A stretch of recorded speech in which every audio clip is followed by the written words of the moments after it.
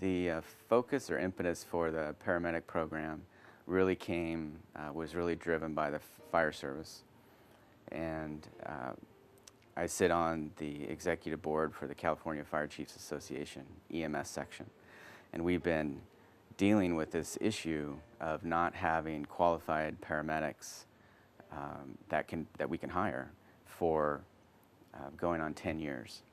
So for the last 5 years, the California Fire Chiefs Association has been looking for a school to partner with that would focus more on the experience that the paramedic student needs before they get to the program, which would create on the backside, which would create a stronger paramedic because they had more training and experience. So the California Fire Chiefs Association was looking for a school to partner with.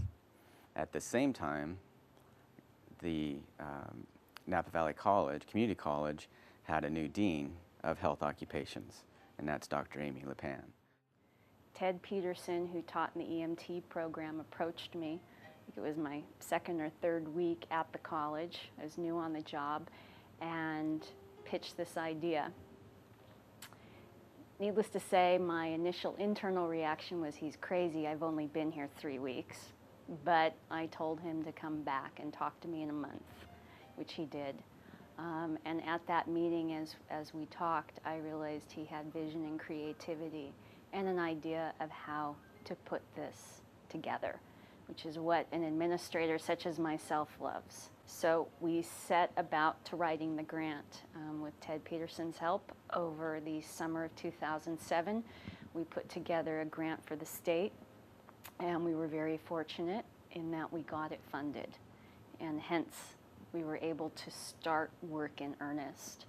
And we were very fortunate. Within a very short period of time, we managed to get the equipment, and we managed to admit our first class of 12 phenomenal individuals who are still with us and are about to go out into the field and do their field internships. So we're very excited about that. The unique part of this program is the strict requirement that there's a minimum of 2,000 hours of BLS experience before they get into the classroom as paramedics. So now they have a knowledge to build upon, and it's not just theory. When you're learning in the classroom about this disease or that disease, they can actually, oh yeah, I had that patient last week or a month ago, and not just memorization. We've developed a very high-level EMT basic program. Having the paramedic program now as a step for those folks to continue in their service to the community is a wonderful thing. The other part of the grant that we submitted to the state was for a paramedic to RN bridge program. One of the ideas that Ted came to me with was this notion of retraining medics with field experience to become registered nurses. I hate to see healthcare workers lost to the field because they feel they don't have options or avenues to advance their skills, and hence burnout, and then they leave healthcare, and when they leave, you lose all their knowledge and skills. And if they were a good healthcare provider, you lose that compassionate individual who's been great with patients. So the trick to establishing a paramedic to RN bridge program, because it had not been done in California, was to establish that paramedics could enter an advanced placement program, meaning that they had enough base knowledge and skills comparable to a first-year nursing student to be able to enter the second year of a nursing program, but allowing them to place in at an advanced level.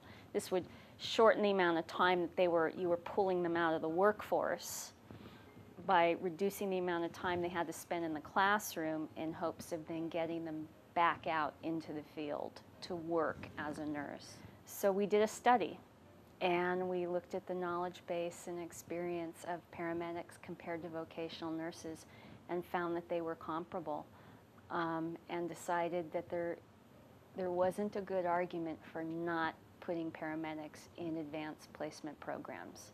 And by hopefully December of next year, we'll have our first 10 paramedic students who graduate from Napa Valley College with their associate degree in nursing.